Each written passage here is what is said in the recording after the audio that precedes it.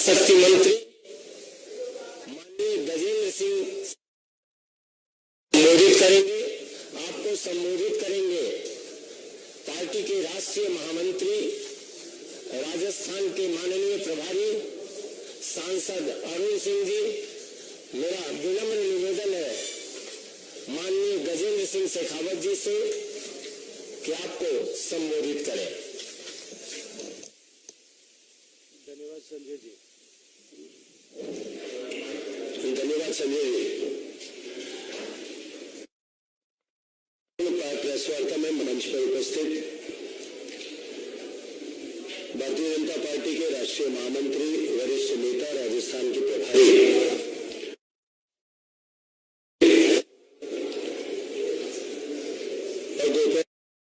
में आयोजित आए हुए सभी पत्रकार मित्रों, 4.5 साल से कुछ समय पहले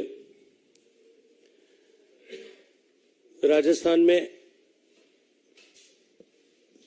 किसानों को, युवाओं को आश्वासन का पिटारा देकर के एक सरकार बनी।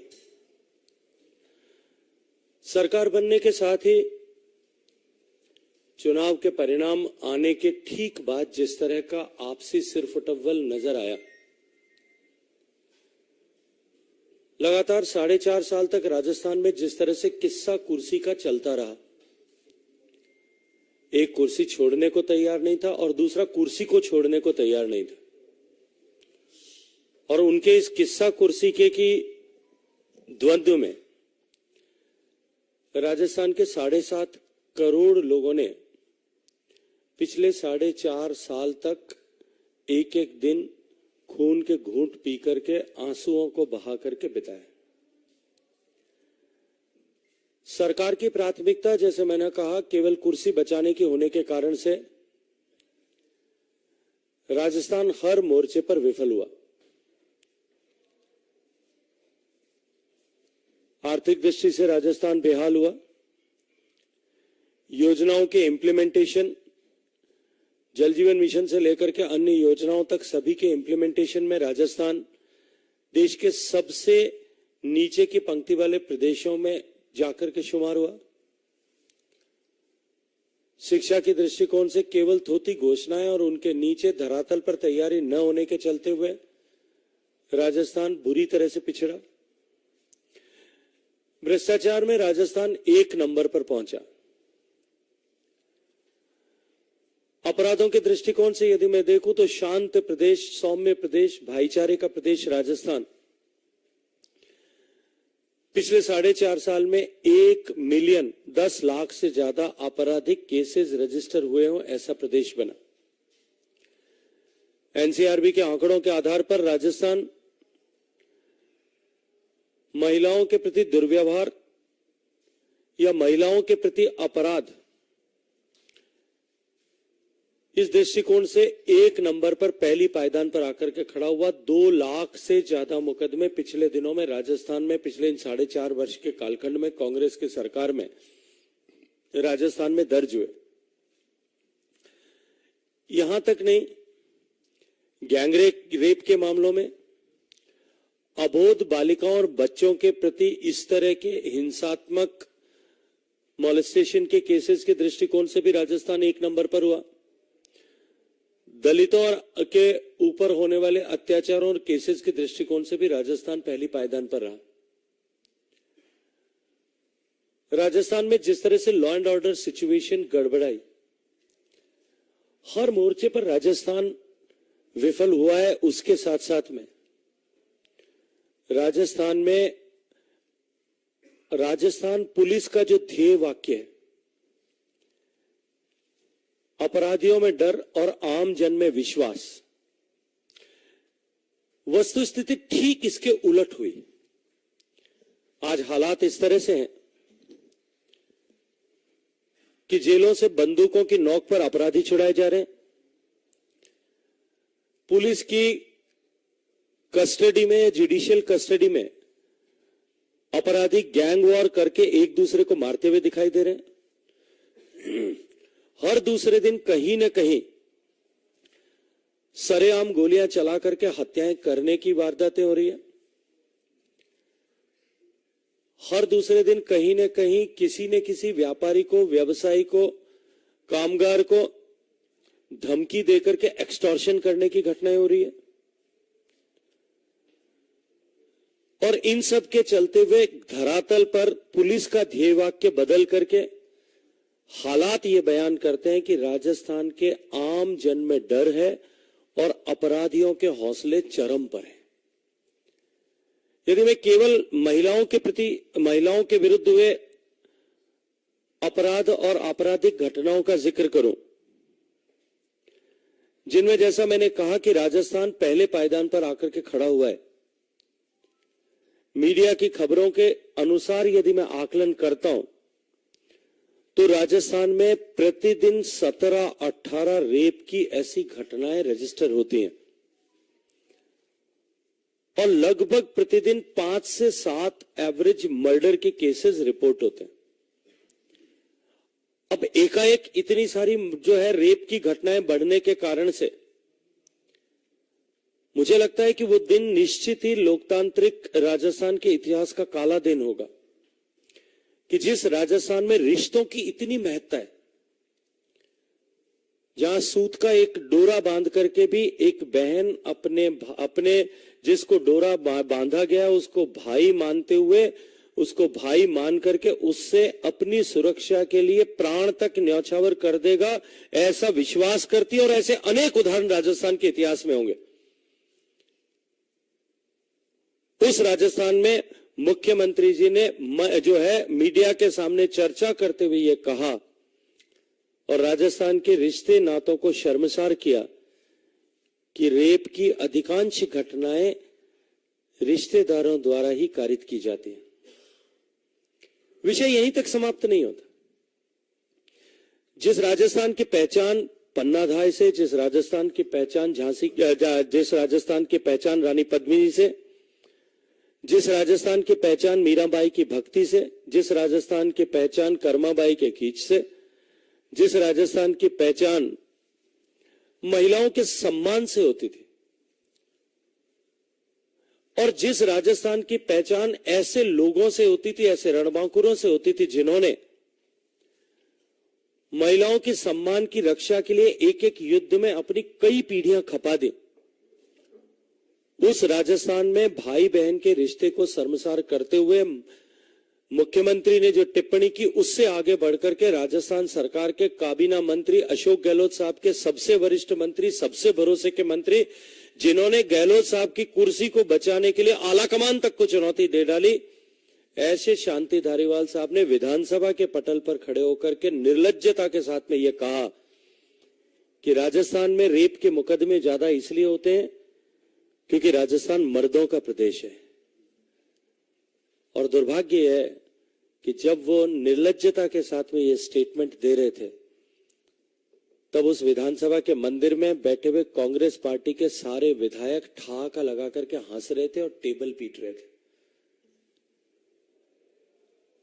रिश्तों को शर्मसार करने वाली इन सब परिस्थितियों के बीच जिस तरह से राजस्थान में एकाएक पिछले दिनों में इस तरह की घटनाओं की सुनामी आई है, मैं केवल बाढ़ कहूंगा तो मुझे लगता है कि मैं राजस्थान में हो रही घटनाओं, राजस्थान की माताओं बहनों की अस्मिता के साथ में जिस तरह से खिलवाड़ हो रही है उसके साथ में न्याय नहीं कर पाऊंगा, या जिस तरह की भावनाओं का अतिरेक आज राजस्थान की माताओं बहनों के मस्तिष्क में दौड़ रहा है, उनके मन में जितना भय है उसके साथ में न्याय नहीं कर पाऊंगा।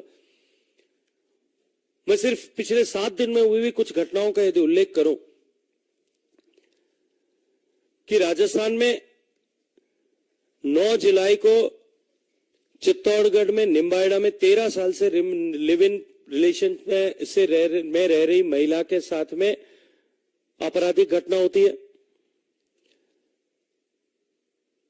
10 जुलाई को राजधानी जयपुर में मनचले इकट्ठे होकर के खो नागौरिया में, जवाहर नगर में और बाजार नगर में छात्राओं के साथ में, राह चलती छात्राओं के साथ में दुर्व्यवहार करते हैं, अपमानजनक व्यवहार करते हैं।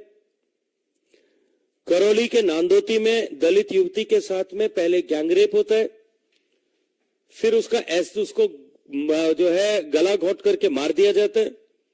इतना ही नहीं, फिर उसके ऊपर मुंह पर एसिड डाल करके उसको जलाने का प्रयास किया जाता है और बाद में उसको कुएं में फेंक दिया जाता है। इस तरह की हृदय विदारक घटना के बाद 15 जुलाई को जोधपुर में, जो माननीय मुख्यमंत्री जी का गृह नगर भी है, वहां एक अबोध बालिका 7 साल की मासूम से स्कूल में पढ़ाने वाले स्कूल के कर्मचारी के द्वारा, जो इस विश्वविद्यालय में पढ़ती है उसके कर्मचारी के द्वारा सेक्सुअल असॉल्ट, ऐसी हिंसा, यौन हिंसा हुई हो, इसकी घटना उद्घाटित होती है और यह पता चलता है कि ये पहले भी कई बार हो चुकी है। वो अखबारों की सुर्खियों से हटती है। उसके साथ ही दूसरे दिन शिक्षा के मंदिर में जवाहरलाल जोधपुर जयनारायण व्यास विश्वविद्यालय में, जिस विश्वविद्यालय का मैं भी छात्र रहा हूं, जिस विश्वविद्यालय का मैं छात्र संघ का अध्यक्ष रहा हूं, हम सबको निश्चित रूप से शर्मसार करने वाली ऐसी घटना कि जहां एक नाबालिग लड़की के साथ में 3 लड़कों ने सुबह 4 से 4:30 बजे के बीच दरमियान में रेप किया। सुबह रात को 10 बजे उस बच्ची के साथ में एक होटल का संचालक या मैनेजर इस तरह का दुर्व्यवहार करने का प्रयास करता है। वहां से बच करके निकल करके बस स्टैंड पे आकर के बैठती है। अपराध सिर्फ इतना था कि वो अपने किसी साथी के साथ में घर से निकल करके जोधपुर आ गई थी और डर के मारे, क्योंकि पुलिस के पास चली जाऊंगी तो ये डर है, इस डर के मारे जो खौफ है, उस खौफ के चलते पुलिस के पास न जाकर के बस स्टैंड पर बैठती है। वहां से बुला करके बरगला करके ले जा करके 3 युवक उसके साथ में रेप करते हैं और पुलिस प्रशासन और सरकार के बैठे हुए सारे सरकार के मुखिया जी से लेकर के सब लोग जन सहयोग से उन अपराधियों को गिरफ्तार कर लिया गया है। इसके लिए अपनी पीठ ठोकते हुए नजर आते हैं। प्रश्न तो वहां यह उठना चाहिए था कि रात को 10 बजे से लेकर के सुबह 4 बजे तक वो लोग सड़क पर घूम रहे थे। कहां आपकी गश्त थी, कहां आपकी पुलिस थी, कहां आपका अभय कमांड सेंटर काम कर रहा था, कहां आपका इलेक्ट्रॉनिक सर्विलांस काम कर रहा था, या उसकी भी हालात ठीक वैसे ही थे जैसे माननीय मुख्यमंत्री जी की अन्य घोषणाओं के धरातल पर होते हैं। उससे आगे बढ़कर के जब इस विषय में आप दुर्भाग्यपूर्ण घटना को देखिए कि इतनी बड़ी घटना होने के बाद में जब जोधपुर जिले की एक कांग्रेस पार्टी की युवा विधायक को जब प्रश्न किया जाता है तो वो माननीय विधायक महोदया कहती हैं, उसका दर्द समझने की कोशिश कीजिए कि मैं तो सिक्योरिटी में रहती हूं, उसके बाद में भी अपने आप को सुरक्षित महसूस नहीं करती।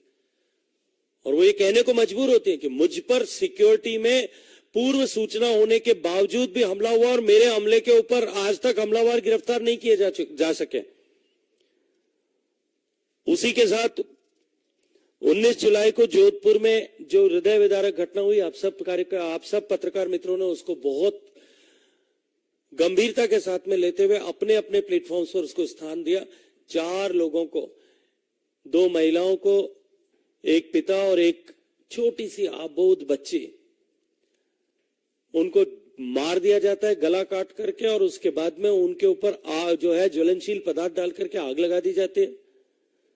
सरकार मात्र इन सब के घटनाओं के बाद में हमने गिरफ्तार किया है या गिरफ्तार करने के लिए कार्रवाई कर रहे हैं, इन 2 के साथ में अपने आप को पीठ थपथपा करके और अपने आत्ममुग्धता के भाव में जीने के से बाहर नहीं आ रही है।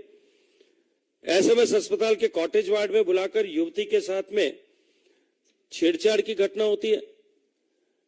जयपुर में चूरू जिले में 19 जुलाई को दलित किशोरी से बलात्कार कर 3 लोगों पे केस दर्ज होता है। पोक्सो का कानून में केस दर्ज होता है, कार्रवाई नहीं हो पाती है। एक सप्ताह में इस तरह से प्रतिदिन जो है राजस्थान में इस तरह की बड़ी घटनाएं, ये मैंने कुछ घटनाओं का उल्लेख आपके सामने किया है।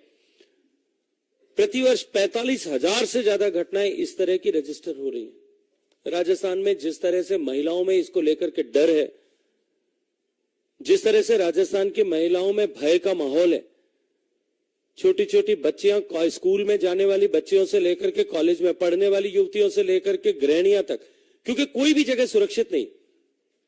घर में रेप हो रहा है, विश्वविद्यालय और विद्यालय में इस तरह की घटनाएं हो रही है, मार्केट प्लेस और वर्क प्लेस पर इस तरह की घटनाएं हो रही है, बगीचे में इस तरह की घटनाएं हो रही है, पुलिस थाने में इस तरह की घटनाएं हो रही है, दुर्घटना होने पर एम्बुलेंस में जाते वक्त रास्ते में एम्बुलेंस में रेप हो रहा है।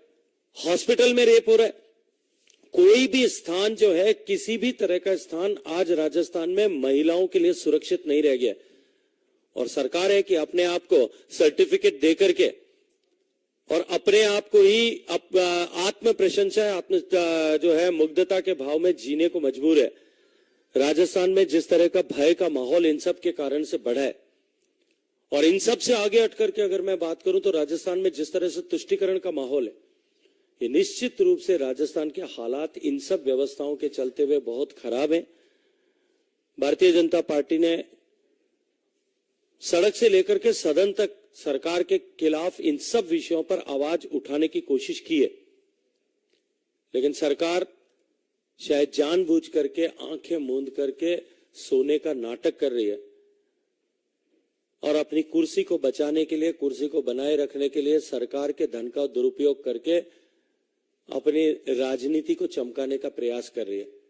लेकिन मैं कहना चाहता हूं कि राजस्थान की जनता एक एक दिन गिन करके इंतजार कर रही है और समय आने पर निश्चित रूप से इसका माकूल जवाब देने वाली है। धन्यवाद।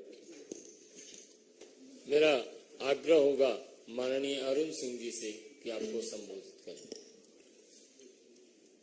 मित्र, राजस्थान में जिस प्रकार से कानून व्यवस्था ध्वस्त हो गई है, पूरे प्रदेश भर में जंगल राज है। सरकार और पुलिस प्रशासन सारे केस को दबाने में लगे हैं। कोई घटना घटती है, सबसे पहले पुलिस प्रशासन जाकर के कहता है कि समझौता कर लो, केस मत करो। हमने करौली में भी यही देखा, जब एक दलित युवती का अपहरण हुआ, अपहरण करने के बाद रेप हुआ, रेप करने के बाद उसको गोली से मारा गया, फिर भी देखे कि नहीं मरी तो उसके ऊपर तेजाब डाल करके कुएं में डाला गया। पुलिस का दबाव था। उस लड़की के मां गई जब पुलिस के पास तो कहा तुमको भी अंदर बंद कर देंगे, केस मत करो, समझौता कर लो। हमारे भारतीय जनता पार्टी के सांसद डॉक्टर किरोड़ी लाल मीणा जी वहां धरने पे बैठे, तब जाकर के दबाव पड़ा, तब जाकर के पोस्टमार्टम हुआ, और पोस्टमार्टम में यह सब सारी चीजें की आई कि गोली का छर्रा भी था, शरीर पे तेजाब भी डाला गया और उसके साथ साथ रेप भी हुआ।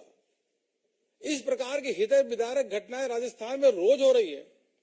आपने देखा थाना गाजी में जिस प्रकार से पति के सामने ही महिला का बलात्कार हो, गैंग रेप हो, और गैंग रेप होने के बाद उस वीडियो बना करके उसको सोशल मीडिया में उसको चलाया गया। मीडिया के लोगों ने उसको नहीं चलाया, लेकिन सोशल मीडिया में उसको वीडियो को सबने देखा। इससे बड़ी हृदय विदारक क्या होगी कि दौसा में लड़की जा रही थी बालिका, उसका अपहरण किया, उसके पिता पीछे पीछे दौड़े तो पिता की पीट पीट के उसकी हत्या कर दी गई। जब खाजू वाला बीकानेर में, वहां पे जब महिला गई कि हमारे साथ गैंग रेप हुआ, मेरे को संरक्षक दो, तो पुलिस वाले ही उसका रेप कर दिए, रक्षक ही भक्षक बन गए। प्रतिदिन इस प्रकार की घटनाएं घट रही है। अभी आदरणीय गजेंद्र सिंह जी ने बताया जिस प्रकार से मुख्यमंत्री के घर के निवास के 5 किलोमीटर के अंदर दरिंदगी की गई हो, गैंग रेप किया हो, ऐसी घटनाएं दिन प्रतिदिन राजस्थान में हो रही है। लेकिन गहलोत जी हैं, वह सही और झूठा साबित करने में लगे हैं। वह यह नहीं कहने कि कानून अपना काम करेगा। मंत्री हैं, विधायक है, मजाक उड़ाते हैं। और राहुल गांधी, प्रियंका गांधी जी एक बार भी वहां जाकर के जो दलित महिलाओं के पे अत्याचार और गैंग रेप हो रहा है, एक बार भी जाने का काम नहीं किए। मैं पूछना चाहूंगा कि प्रियंका जी, राहुल जी, आप दौसा कब जाओगे? आप अलवर कब जाओगे? आप करौली कब जाओगे? इन्होंने कभी इन घटनाओं पे गए ही नहीं। सवाई माधोपुर में जाते हैं, वहां अपने आराम से जंगल तो घूमते हैं, लेकिन उसी के बगल में अलवर में, जब अलवर में वहां पे हरीश जाटव की पीट पीट के दलित समाज का व्यक्ति है, उसको पीट पीट के हत्या की गई, तो वहां न प्रियंका जी गए न राहुल गांधी गए। राजस्थान में कई बार राहुल गांधी जी गए, लेकिन एक बार भी बता दें कि दलित महिलाओं पे जो गैंग रेप हुआ, उनकी हत्या हुई है, क्या एक बार भी वहां जाने का काम किए? अरे वह तो छोड़ो, आप उनका ट्वीट देख लो कि प्रियंका जी, राहुल गांधी जी ऐसी घटनाओं पे कितनी बार निंदा की है। निंदा तक नहीं करते, जाना तो बहुत दूर की बात है। ये दोहरा चरित्र नहीं चलेगा। राजस्थान की जनता उम्मीद करती है कि आप आओ, क्योंकि अशोक गहलोत जी पूरी तरीके से फेल हो गए हैं। कानून का राज है नहीं वहां पे। महिलाएं घर से निकलने में डरती हैं, सहमती हैं। पूरे देश भर में अगर नंबर 1 पे महिला अत्याचार है तो राजस्थान में है। दलित अत्याचार नंबर 1 पे है तो राजस्थान में है।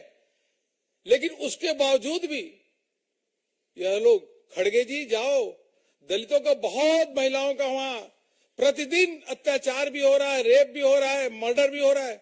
और नया एक वहां पे एक तरीके से पद्धति अपनाई है कि पहले रेप करो, रेप करने के बाद मर्डर करो और कुएं में डाल दो। कई जगहों पे कुएं में लाशें पकड़ी जा रही है। लेकिन खड़गे जी, आपको तो जाके देखना चाहिए राजस्थान में। प्रियंका जी, आप जाके देखो राजस्थान में क्या, किस प्रकार से महिलाओं पे अत्याचार हो रहा है, दलितों पे अत्याचार हो रहा है। ये दोहरा चरित्र नहीं चलेगा। इसलिए मैं उनसे भी निवेदन करूंगा कि जाइए और वहां राजस्थान में जाकर के इन सब घटनाओं के बारे में थोड़ा देखिए, लोगों के साथ संवेदना व्यक्त करिए। लोगों की न्याय की उम्मीद है। राजस्थान सरकार पूरी तरीके से फेल हो गई है। एक साठगांठ हो गया। पुलिस प्रशासन और सरकार और अपराधी तीनों का गठजोड़ हो चुका है। जो अधिकारी हैं वह जो है मंत्री हैं और विधायक कांग्रेस के, उनके कहने पे निकम्मे अधिकारियों की पोस्टिंग होती है। अपराधी उनके संरक्षण पे अपराध करते हैं और उसके बाद केस को रफा दफा करने में लग जाते हैं। इस प्रकार का चरित्र, इस प्रकार का चेहरा, इस प्रकार का काम पूरे देश भर में नहीं देखेंगे जो राजस्थान में हो रहा है। जनता त्राहिमाम कर रही है। आज बहन बेटियां सुरक्षित वहां पे नहीं है। यही मुझे निवेदन करना था कि मीडिया के लोग यहाँ जो बैठे हैं, आप सब भी आइए। जितनी घटनाओं की डिटेल आपको चाहिए हम देंगे। जिस प्रकार से करौली में दलित महिला की जो कुएं से लाश निकाली गई, बॉडी निकाली गई, हम उम्मीद करते थे कि यहाँ नेशनल मीडिया पे भी उसको दिखाना चाहिए था। किस प्रकार से उसके साथ अत्याचार हुआ, किस प्रकार से दौसा में अत्याचार हुआ, किस प्रकार से थानागाजी में, किस प्रकार से कोटा में, किस प्रकार से जयपुर में, हर शहर में इस प्रकार से महिलाओं पर अत्याचार हो रहा है।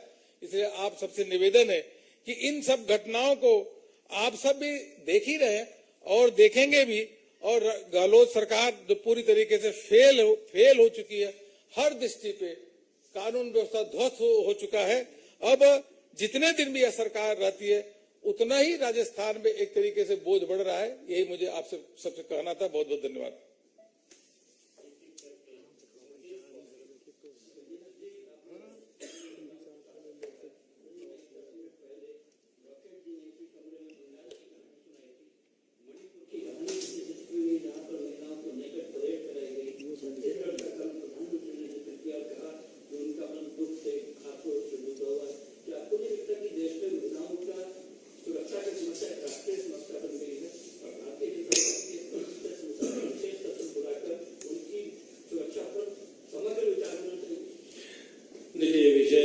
संसद का विशेष सत्र बुलाना, ये तो माननीय लोकसभा अध्यक्ष जी का क्षेत्राधिकार है, उनका विशेषाधिकार है और वो उपयोग समझेंगे तो निश्चित रूप से उस पर कोई न कोई निर्णय करेंगे। मैं उस पर टिप्पणी नहीं करना चाहता। मैं अपनी बात को राजस्थान तक सीमित रखना चाहता हूँ। जैसा आपने कहा, माननीय प्रधानमंत्री जी ने जो विषय छत्तीसगढ़ को लेकर के कल उल्लेख किया, मणिपुर की घटना को लेकर के उनकी जो प्रतिक्रिया थी कि महिलाओं के प्रति इस तरह के दुर्व्यवहार की घटनाओं में हम किसी भी अपराधी को नहीं बख्शा जाएगा, इस स्थिति से पर काम कर रहे हैं और उन्होंने अपना संकल्प महिलाओं की सुरक्षा के प्रति दोहराया। लेकिन निश्चित रूप से ये बात को स्वीकार करूंगा कि राजस्थान के हालात भी बंगाल से कहीं कम बुरे नहीं है। ये दीगर बात है कि राजस्थान की घटनाओं को उस दृष्टिकोण से शायद मीडिया में स्पेस नहीं मिला होगा, वरना जितने बुरे हालात महिलाओं के प्रति अपराध को लेकर के बंगाल में, उससे कहीं ज्यादा बुरे राजस्थान। एक महिला के साथ में गैंगरेप हो जाए, उसका घर लूट लिया जाए, पुलिस जांच के नाम पर 2 साल तक उसको लेकर के बैठी रहे और जांच के बाद में इंक्वायरी ऑफिसर कोर्ट में एप्लीकेशन लगाने पर एफिडेविट फाइल करे कि हमने जांच पूरी कर दी है, अपराध प्रमाणित माना गया है, जो रिकवरी थी वो थाने में ला करके रख दी गई और पुलिस अधीक्षक को जो है चालान फाइल करने के लिए अनुमति के लिए भेजा गया है। उस समय में अदृश्य दबाव आता है मुख्यमंत्री डीजी के दबाव में वही अधिकारी जिसने हाईकोर्ट में ये एफिडेविट फाइल किया है कि जांच पूरी हो गई है, जुर्म प्रमाणित है, रिकवरी सारी थाने में पड़ी है और फाइल एसपी ऑफिस में भेजी जा चुकी है चालान फाइल करने की, चालान पेश करने की स्वीकृति के लिए, वो खुद ही अधिकारी अगले दिन उस पर एफआईआर लिखता है, नीचे उस आईओ से लेकर के डीजी तक सब लोग उस एफआईआर को अप्रूव करते हैं और उसके बाद में उस महिला जो विक्टिम है उसी के ऊपर जो है पीड़ा के उसी के दमन चक्र प्रारंभ हो जाता है।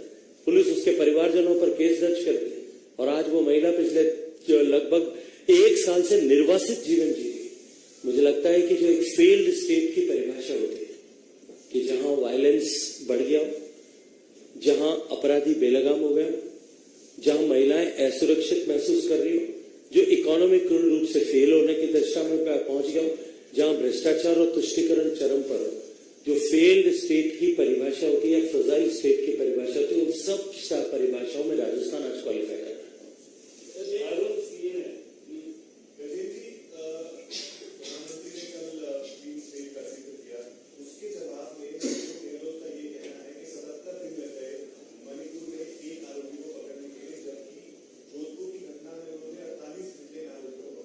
नहीं, जोधपुर की घटना में उन्होंने अगर 48 नहीं कहा होगा 2 घंटे में पकड़ लिए।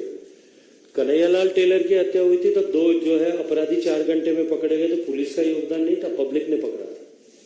और जिन लोगों ने पकड़ा था उनको जिस तरह के वादे माननीय अशोक गहलोत साहब ने किए थे, एक बार उनको वापस याद कर रहे। आज वो अपनी सुरक्षा के लिए घूम रहे हैं, सुरक्षा के को खतरे में पा करके गुहार लगाते हुए घूम रहे हैं। जिन्होंने साहस के साथ ऐसे अपराधियों को पकड़ा था, ऐसे नराधमों को जिन्होंने सिर काट कर धड़ से अलग कर दिया। ठीक वही स्थिति यहाँ भी है। यहाँ भी युवकों ने, जो युवक वहां सुबह रनिंग करने के लिए आए थे, उन्होंने पहचान करके पुलिस को पकड़वाने के लिए मैं सहयोग किया था। इसलिए अपनी मैंने कहा कि पकड़े जाने के, आपने अपराध के बाद अपराधियों को पकड़े जाने में जन सहयोग से सफलता प्राप्त कर ली, उससे आप अपनी पीठ थपथपा करके अपराधियों को अपराध करने से रोक नहीं पाए, इस विफलता से को आप छुपा नहीं सकते। आपकी विफलता, आपकी जो है ये जिम्मेदारी थी कि आपके शहर में इस तरह की घटना न होती। 15 दिन पहले जिस शहर में एक विदेशी पर्यटक महिला के साथ में इस तरह की घटना का प्रयास किया जाता है, 15 दिन बाद में उस समय में बड़ी बड़ी बातें की जाती है और 15 दिन में 3 घटनाएं ऐसी और होने के बाद में चौथी घटना फिर हो जाए और उसके बाद में मुख्यमंत्री अपनी पीठ थपथपाता हुआ नजर आए, पुलिस अपनी पीठ थपथपाती हुई नजर आए कि हमने 2 घंटे में पकड़ लिया है। प्रश्न तो यहाँ ये है कि आप ये घटना की पुनरावृत्ति होती क्यों है, उसके जिम्मेदार कौन है, उनके खिलाफ क्या कार्रवाई की गई। आपका अभय कमांड सेंटर जिसके लिए कहा जाता है कि हर चप्पे चप्पे पर परिंदे के हर पर पे हमारी नजर है, वो नजर कहां गई। आपकी गश्त क्या कर रही थी, आपकी नाइट बीट क्या कर रही थी। बस स्टैंड पर रात को 4 घंटे तक इस तरह के जो है संदिग्ध अवस्था में लोग बैठे थे, उसके बाद में उसके ऊपर किसी तरह की नजर क्यों नहीं पड़ी, इस पर किसी ने कार्रवाई क्यों नहीं की। जहां रेप की घटना हुई उससे महज 100 मीटर दूरी पर पुलिस की चौकी थी, वहां पर पुलिस की चौकी को इस बात का एहसास क्यों नहीं है। विषय ये नहीं है कि उन्होंने कितने घंटे में पकड़ा, विषय ये है कि घटना एक के बाद एक के बाद एक के बाद के एक के बाद ये घटनाएं क्यों होती है और क्यों राजस्थान जैसा प्रदेश इस तरह की बदनामी को झेलने के लिए मजबूर होता है। और कारण जैसा मैंने आपको कहा कि सहजता के साथ में मुख्यमंत्री ये कह देते हैं कि ये रिश्तेदारों ने किया, या जो है उनके सबसे बड़े सेनापति जो है वो विधानसभा के पटल पर कह देते हैं कि राजस्थान मर्दों का प्रदेश है। मुख्यमंत्री को इस पर अपना जवाब देना चाहिए।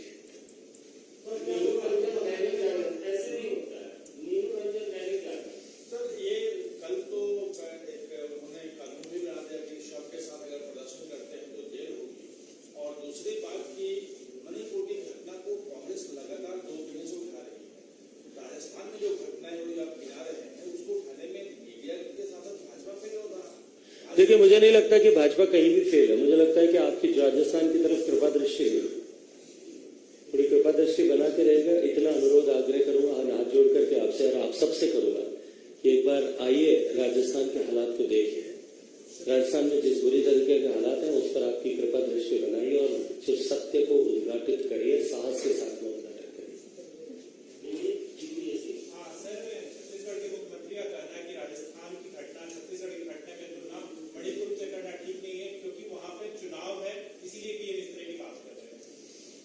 महिलाओं के साथ में हुए दुर्व्यवहार की घटनाओं को, अपमान की घटनाओं को, बलात्कार की घटनाओं को, गैंगरेप की घटनाओं को भी अगर वो चुनाव की दृष्टि से देखते हैं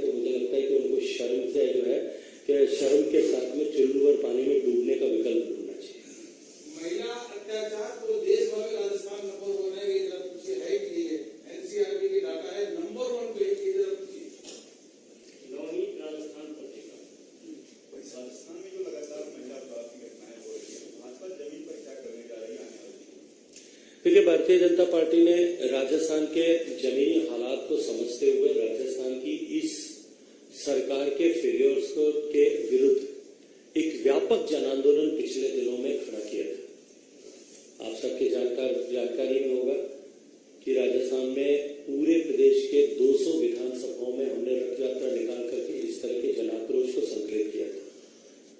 अभी वर्तमान में राजस्थान में जो नहीं सहेगा राजस्थान, इस हैशटैग के साथ में, इस शीर्षक के साथ में पूरे प्रदेश भर में हमने व्यापक आंदोलन खड़ा करने की दिशा में काम किया। अभी राजस्थान में इस तरह की घटनाओं की प्रतिक्रिया में भारतीय जनता पार्टी के कार्यकर्ताओं ने सदन से लेकर के सड़क तक सब जगह तक सरकार को घेरा है। लेकिन जैसा मैंने अपनी बातचीत में भी कहा था, अपने आरंभिक वक्तव्य में भी कहा था कि सरकार आंख मूंद करके जबरदस्ती सो रही है। भाई किसको नींद आ रही हो वो झकझोरने से उठ सकता है, आवाज देने से उठ सकता है, पानी डालने से उठ सकता है। जो जानबूझ करके कान में शीशा डाल करके सोने का ढोंग कर रहा है, उसको जो है वो उठाने के लिए, उसको जगाने के लिए थोड़ा हाई वोल्टेज करंट की जरूरत है। इसीलिए आप सबसे अनुरोध कर रहा हूं कि आप उस करंट को पैदा करने में सहयोग करिए।